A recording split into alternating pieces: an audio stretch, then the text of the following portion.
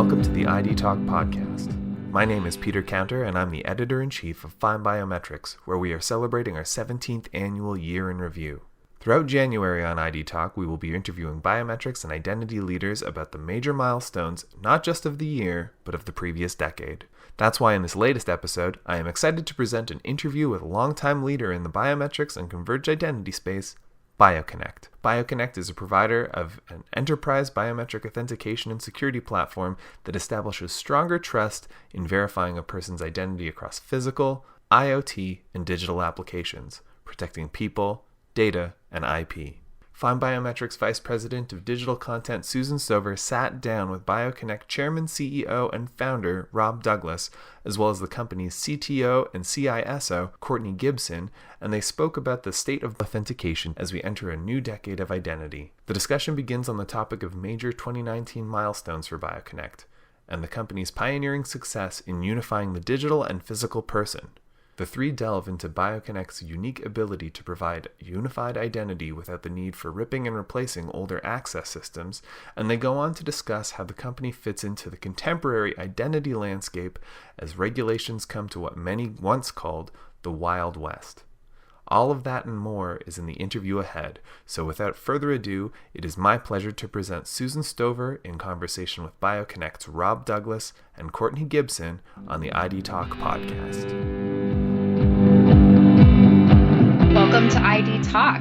I'm Susan Stover, VP of Digital Content for FindBiometrics and Mobile ID World. And today I'm joined by Rob Douglas, BioConnect's founder, chairman, and CEO, and Courtney Gibson, CTO and CISO. Thanks for joining me today. Thanks for having me. Pleasure, Susan. Great. So this is part of our year in review coverage where we are looking at the past year and what trends we've seen. So Rob, looking back on 2019, how has the past year been for BioConnect? Really, three things come to mind when I think of the last 12 months. The first is, and probably the most part that we're most proud of, is one of our banking customers just recently received a global award for innovation in the area of treasury services, where they, in fact, they're receiving the recognition in New York City 2 days from now, and which I guess is the 12th of December. And the recognition is 7 banks around the world received innovation awards from a Boston consulting company that focuses on treasury services, and the BioConnect multimodal platform is the underpinning of their complete renovation or renewal of their authentication. So their customers are used to using RSA tokens, and now that is being replaced by the multimodal authentication of BioConnect. So we're most proud of the fact that one of our banking customers received this prestigious award. I think the second thing is that in 2019, BioConnect was able to finally break the back of how to bring unification of the digital and the physical person inside the enterprise. This has been one of these industry challenges that have gone on for, I'd say probably 15 years.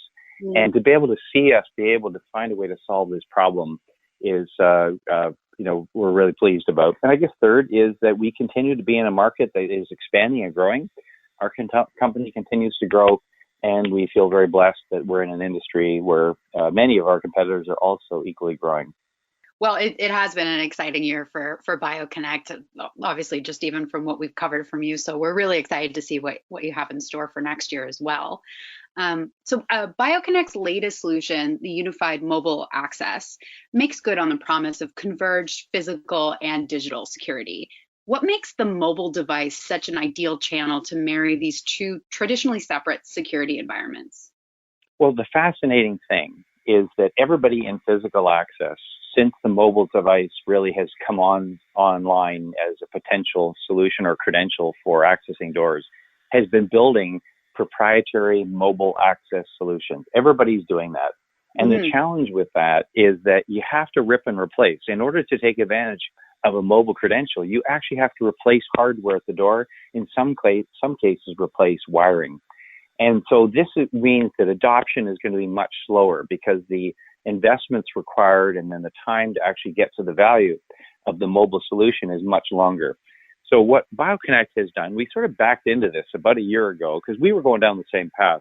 but we found a way where you can take advantage of all of your existing infrastructure, including all of those hundreds of millions of cards that are out there, and be able to have an authentication experience where we're taking the digital authenticators from companies like Duo and Microsoft and Okta and Ping Identity and bring that authentication to the mobile device, to the door, without replacing anything in the existing infrastructure.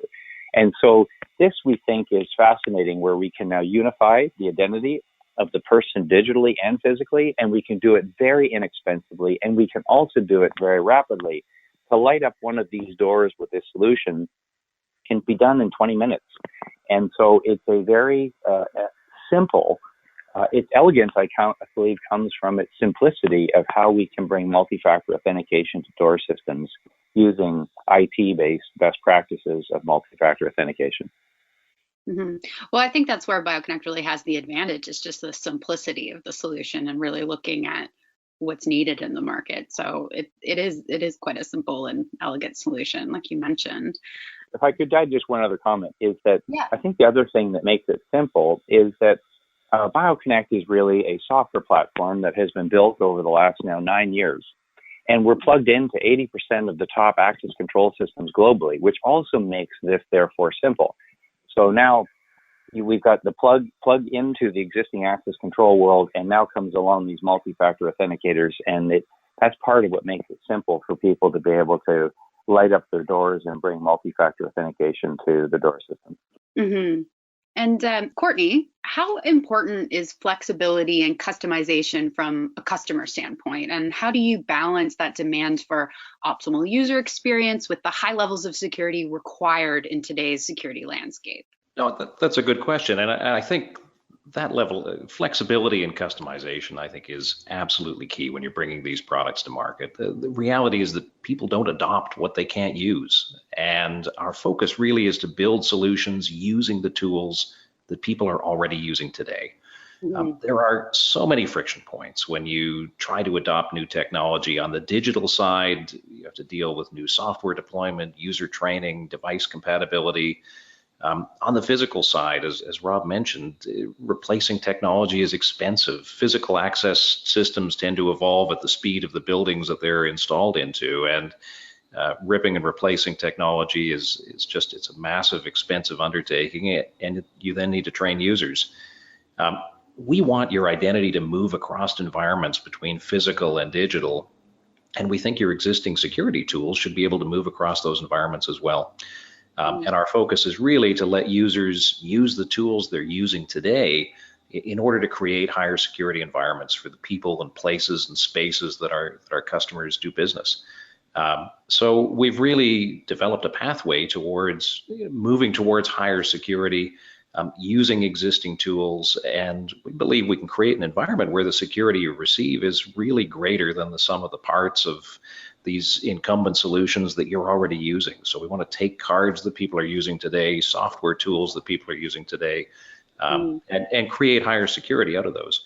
And the ability to go in with a solution that can take advantage of that existing ecosystem really gets you out to your end users faster, lets you get through your internal compliance processes faster, and we can bring the best of the digital world and the physical security world together to create seamless solutions for our users. Well, I mean, last year at Money 2020 USA, I heard somebody say that friction was the new F word. Yes. And I really gotten that out of my head, like stub my toe or something, and it's like friction. But it really is an issue, and it needs to be addressed by these kinds of solutions.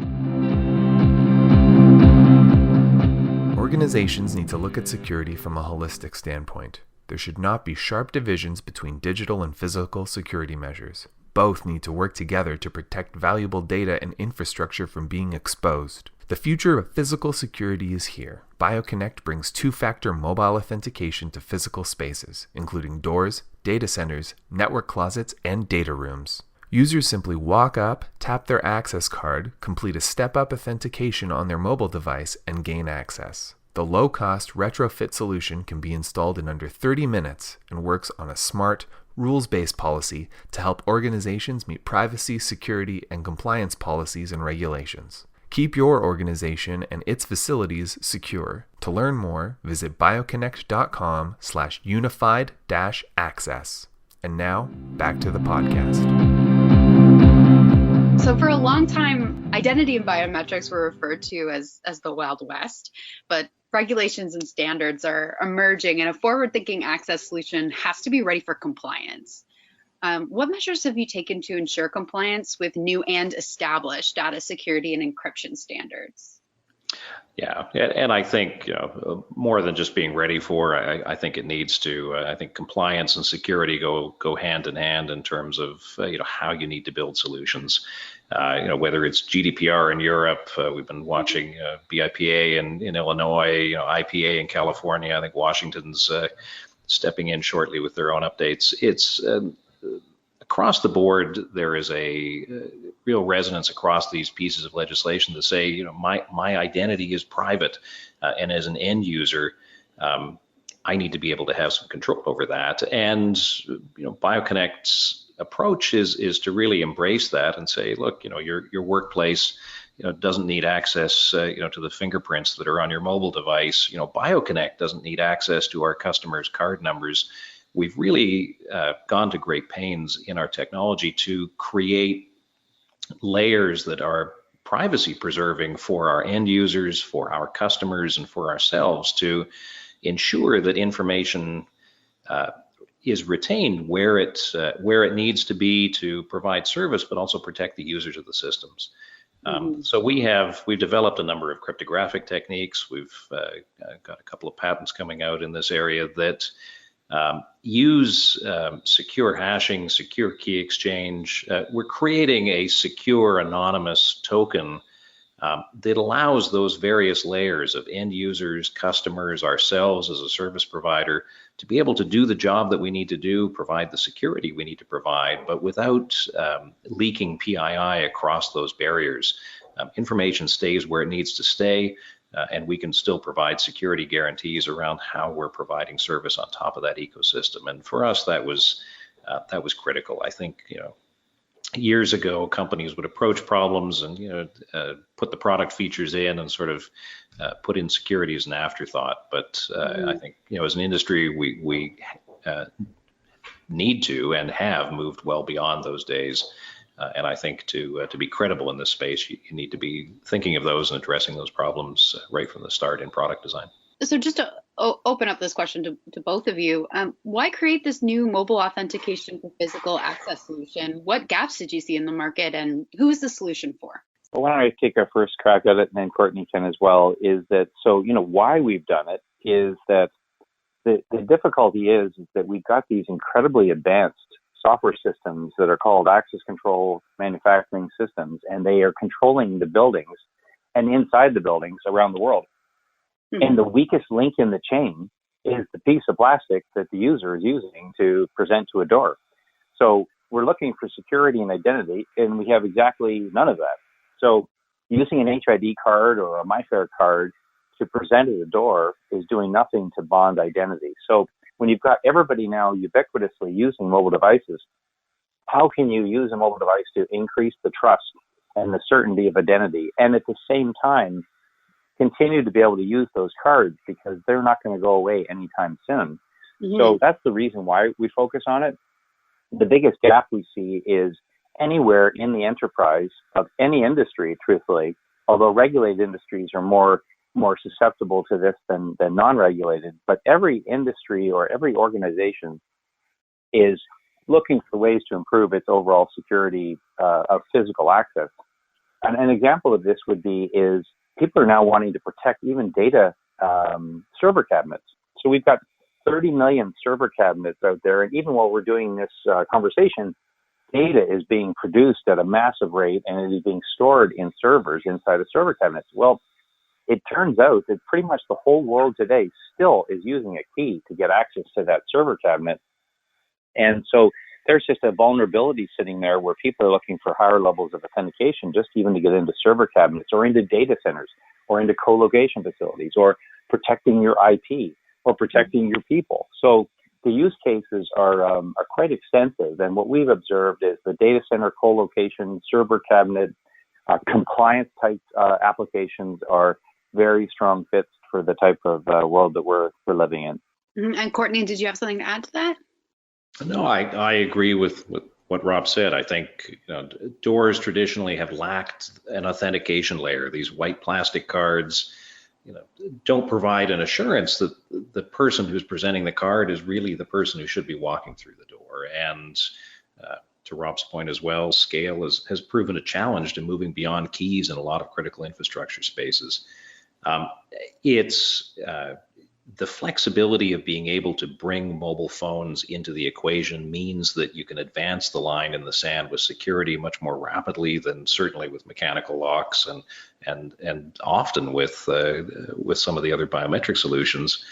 And it allows us to bring our approach to this solution has allowed us to bring the expense down as well. Our approach is to attack this problem with hardware we can give away and focus on providing security through the software solution that can bridge these tool sets that we can bring in. And I think the combination of scaling ability, using mobile devices and cloud securely, with the cost approach that we're taking on, I think is going to allow us to really rapidly move ahead in terms of security we can offer our customers. Organizations need to look at security from a holistic standpoint. There should not be sharp divisions between digital and physical security measures. Both need to work together to protect valuable data and infrastructure from being exposed. The future of physical security is here. BioConnect brings two-factor mobile authentication to physical spaces, including doors, data centers, network closets, and data rooms. Users simply walk up, tap their access card, complete a step-up authentication on their mobile device, and gain access. The low-cost retrofit solution can be installed in under 30 minutes and works on a smart, rules-based policy to help organizations meet privacy, security, and compliance policies and regulations. Keep your organization and its facilities secure. To learn more, visit bioconnect.com/unified-access. And now, back to the podcast. And how do you see this new security paradigm evolving in your respective markets over the next 5 years? What's next for identity and security in your field? We see three areas. The first area is data. There's massive amounts of data, in particular around physical access and connecting it to digital access.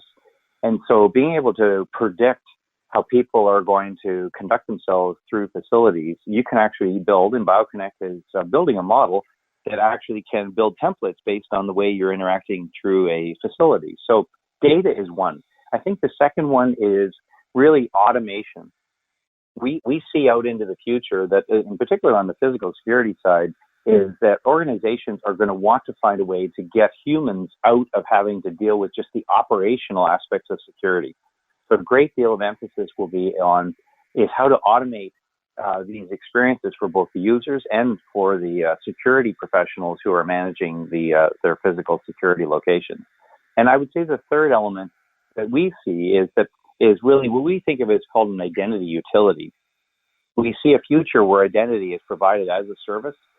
We see companies like BioConnect that are building these platforms that will be able to be used as identity utilities, are all ways to be able to have a frictionless, highly secure, highly trusted, unified way of how I can authenticate a user both digitally and physically. And I'll give you a perfect example of this right now. There was, not long ago, one of the ride-sharing companies was a country in Europe took exception to their practices because the issue they're having is how do I confirm the identity of the authorized driver of the ride-sharing company, tie that to the vehicle, which is like a physical thing, so a digital person to a physical thing, so that the person who's entering into that ride-sharing vehicle is connected to the right person who should be driving the vehicle. Mm-hmm. And in their particular case, they were able to game the system. They were using the on-device biometrics, which are not bound to the person, and they were allowing, in essence, multiple drivers to operate the same mobile device and pretend to be the same person. Right. And that's a security issue. So that's just one example of how the future of identity utilities will be able to really cut through sort of the gamesmanship that is still possible to bring higher levels of trust to both physical and digital authentication.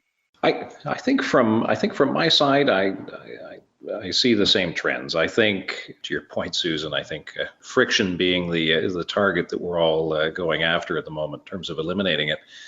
I think it's around reducing friction in getting people through transactions. To Rob's point, passive biometrics over active biometrics, I think, are a trend that's going to continue to evolve over the next few years.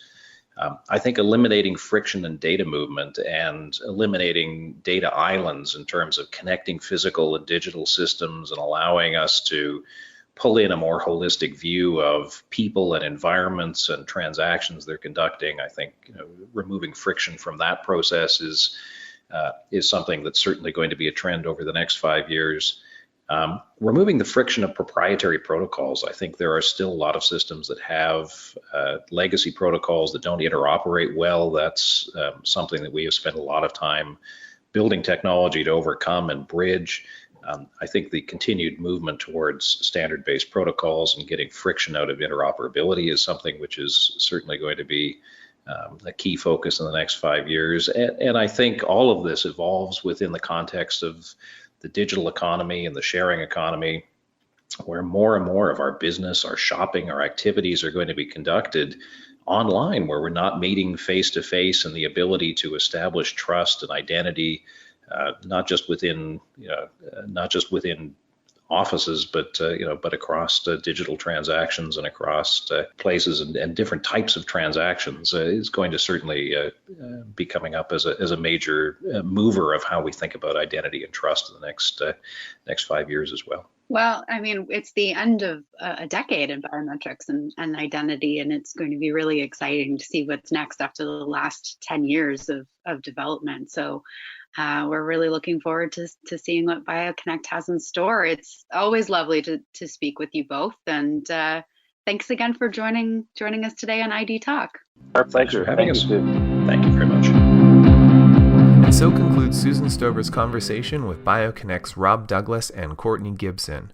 To learn more about the future of physical and digital security and other topics discussed in this episode of ID Talk, visit bioconnect.com. And be sure to visit FindBiometrics.com to read our Year in Review featured coverage, in which our expert editorial team is analyzing the intriguing results from our recently completed Year in Review survey. Again, I want to thank BioConnect CEO Rob Douglas and BioConnect CTO and CISO Courtney Gibson for their time and expertise on this episode. Today's interview, again, was conducted by Susan Stover. Our podcast theme music is by Logomrod. I have been your host, Peter Counter. Thank you for listening to the ID Talk podcast.